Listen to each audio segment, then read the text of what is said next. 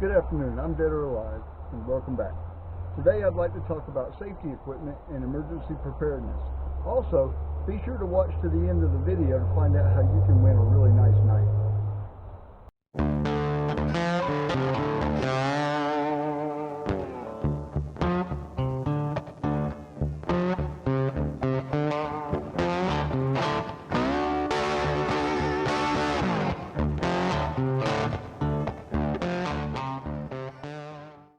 So when you say safety equipment and emergency preparedness, if you give it any thought at all, it only takes a minute to realize that that's a pretty broad subject.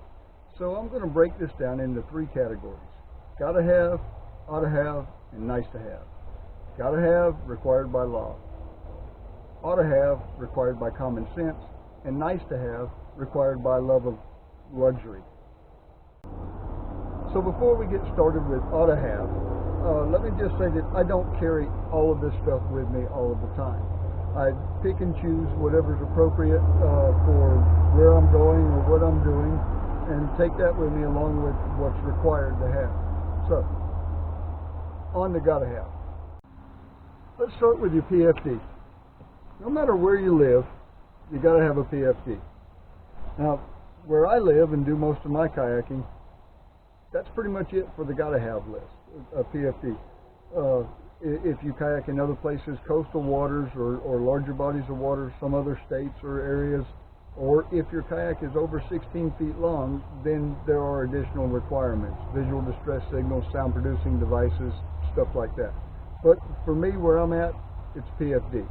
So the law says that you have to have a Type 1, Type 2, Type 3, or Type 5 PFD on board for each person, appropriately sized and readily accessible.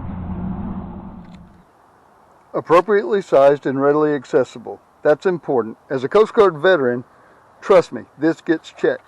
So if you're a 300-pound man and you're on a kayak with a child-sized PFD and you keep it stowed in your front hatch, a ticket shouldn't be a big surprise to you. As you can see, the size is marked on it. Also, your vest has to be Coast Guard approved. Now, it'll say Coast Guard approved right on it, right there. And if it doesn't say that, no matter how nice it is or how much it costs you, it's not legal in the United States. You can get some really nice vests off of Amazon that have a lot of features on them, but they're not Coast Guard approved and they're not legal. So that's about it for PFDs, except for children under 8 have to wear their PFD at all times on board, even on a kayak. Everybody should. I don't always. Chances are you don't always. Know your abilities and your limitations, and anytime you feel nervous or uncomfortable about any particular situation, put your vest on and zip it up. The number one spot on the ought to have list was a tough decision, but after a good bit of discussion, my wife and I decided to put the weather report at the top of the list. Showers and pop-up thunderstorms are real common in the summertime, especially where we live here in the deep south. And lightning, rising waters, and falling temperatures can all be a threat to your life.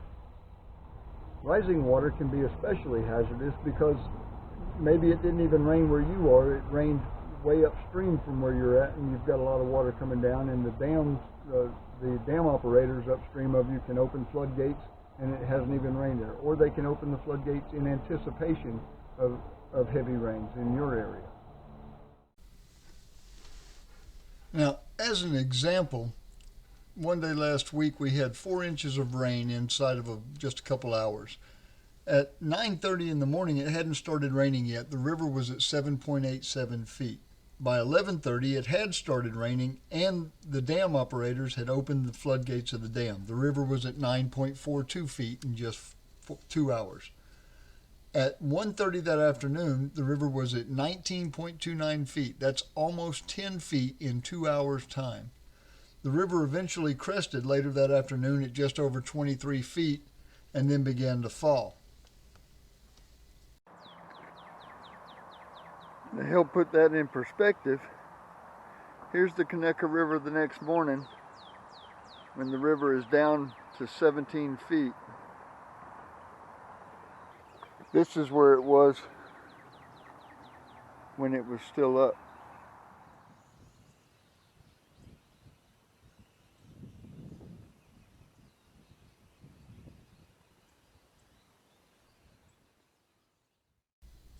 And this is the river at 3.8 feet. Ironically, in this clip, I was complaining to my son that I should have brought along a drag chain with me because the river was still a little bit too quick to fish very effectively. So know what's in your forecast and what might affect your river when you're going kayaking. Even from well upstream where you're at. The day after the video segment that I just showed where the river had risen to 23 feet and then fallen to 17 feet, the next day it was back up to 19 and a half feet with no rain in our area. That was all the rain from the same storm north of us making its way downstream. Local stations, NOAA, Weather Underground, the Weather Channel, all of these are good sources for weather conditions and weather predictions. So know when to scrub your trip on account of the weather, and you'll find that most of the time when you do, you made the right call. Second on the list is a float plan.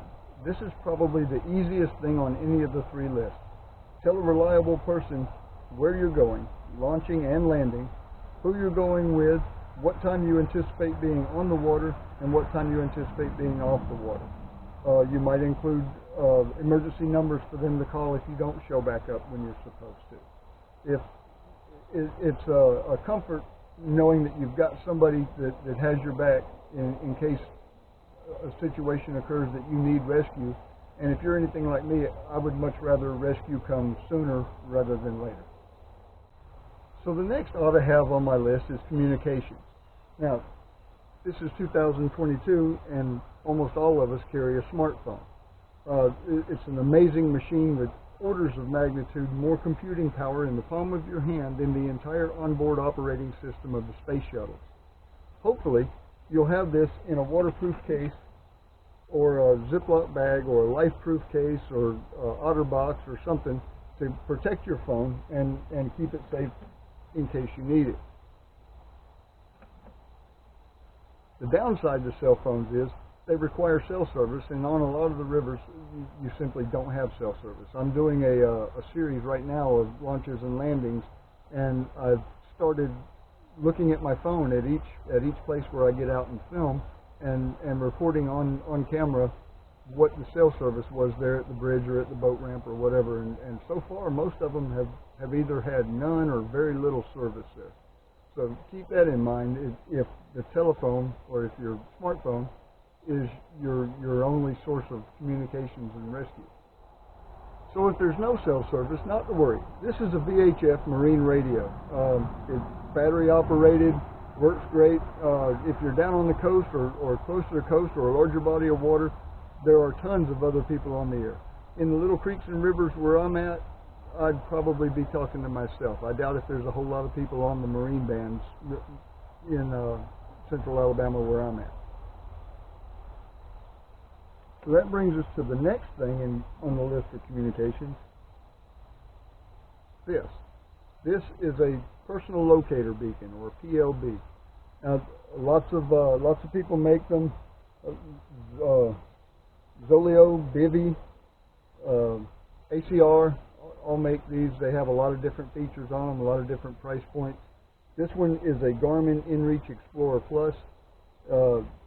It allows me I can pair it with my smartphone through Bluetooth, and I'm able to text people that I send the link to are able to track my trip on a map.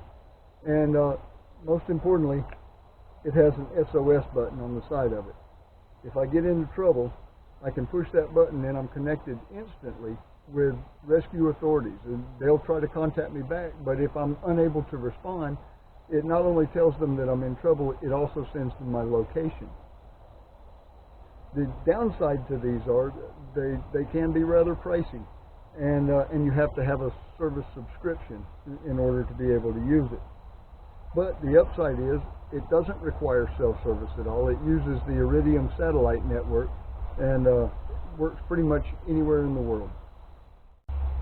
So while the PFD makes up the entirety of my gotta have list, there are a few oughta haves that come with it. Now, first up is a whistle. If you're kayaking small creeks, rivers, streams, stuff like that, chances are you're not required to have a sound producing device on board your kayak unless you're over 16 feet long. But this thing weighs like a quarter ounce.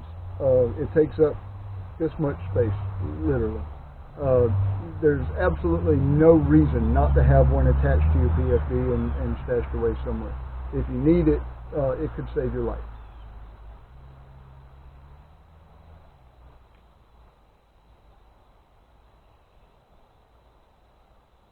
Next is a light. I never get underway anywhere without a light, even in small ponds and lakes. I always have a light because this one stays in the pocket of my vest.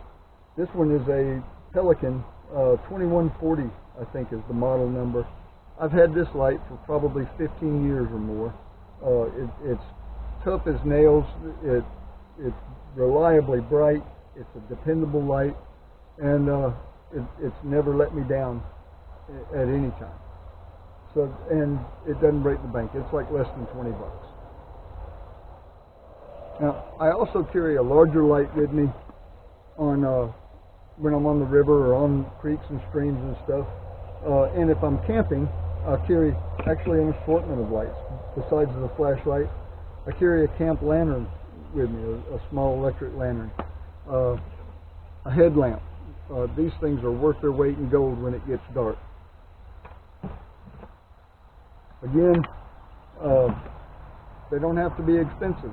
This one is a Duracell. The headlamp is a Duracell. Pelican, the same company that makes this light and the one in my PFD, they make headlamps. None of them are terribly expensive, and they're all very bright and very reliable, very tough lights. Of course, you folks that do fish in the coastal areas or on larger bodies of water, if you're out on the water after dark, you've got a different set of regulations and requirements for lights, and also I recommend that you look them up and know your local laws. You know, don't get caught short and get a ticket over something as ridiculous as not having a light with you when you should.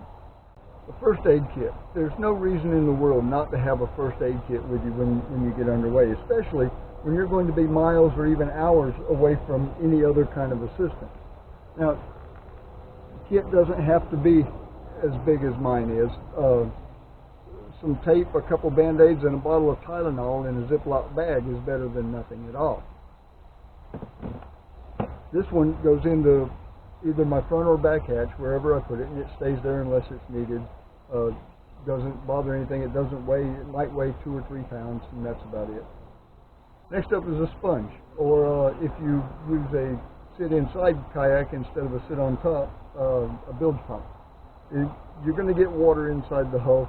Sponge is a great idea for mopping it up and helping to keep everything inside dry.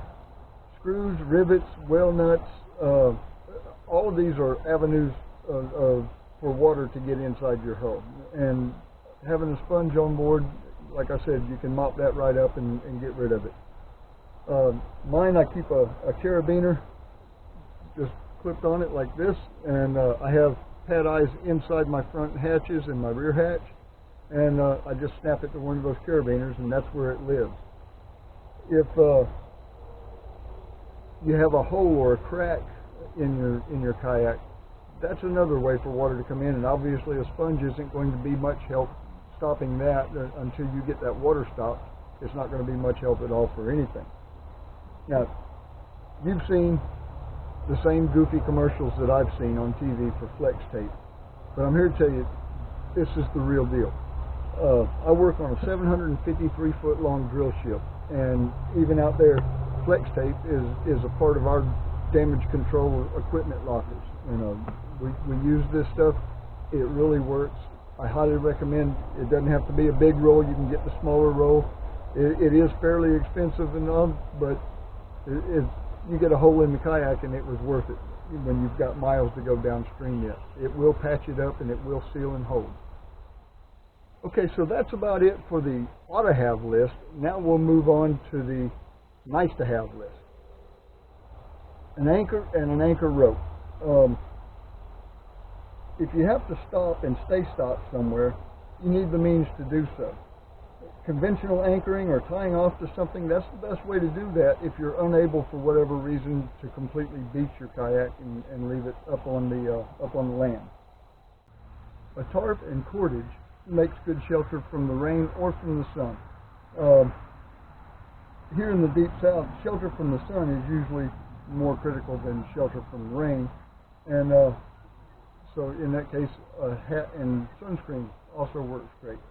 Now, this is probably a 5x7 or 6x8 foot tarp, something like that. I think it was $4 or $5 at Harbor Freight.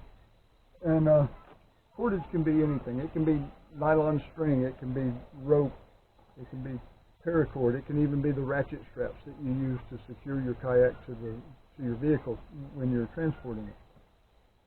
If an unplanned overnight occurs, maybe a raincoat, a mylar space blanket, a poncho, extra clothes, all of this stuff will fit into the dry bag. All of this stuff I put into the dry bag to bring out here. It'll hold a lot of stuff. This is only a 20-liter size, and it'll hold a lot of stuff. One more thing to consider, maybe a 4-piece breakdown paddle to stow in a hatch as a spare paddle. If you break one or lose one on a trip and you've got a spare, that can save you a lot of heartache and save you a lot of trouble as far as getting back home. It beats hand paddling any day of the week. 4-piece paddles are available on Amazon for fairly cheap, and they're cheap insurance. Last but not least on the list, and at the top of pretty much any list of survival gear, is a knife.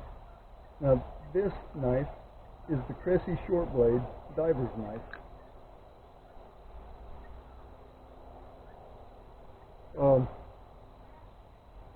I chose the Cressy because it was short. It's made literally for a water environment, made to be immersed and submerged in water, and it had a point on the tip. A lot of dive knives are not pointed and don't have it, so I chose this.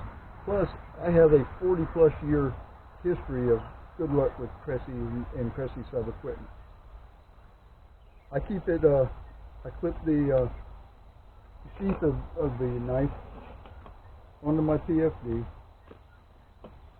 just like that. That's where it stays at. So if you've watched this far, I want to thank you for hanging in there with me, and I also want to give one of you a knife just like this one. Entering for it is easy.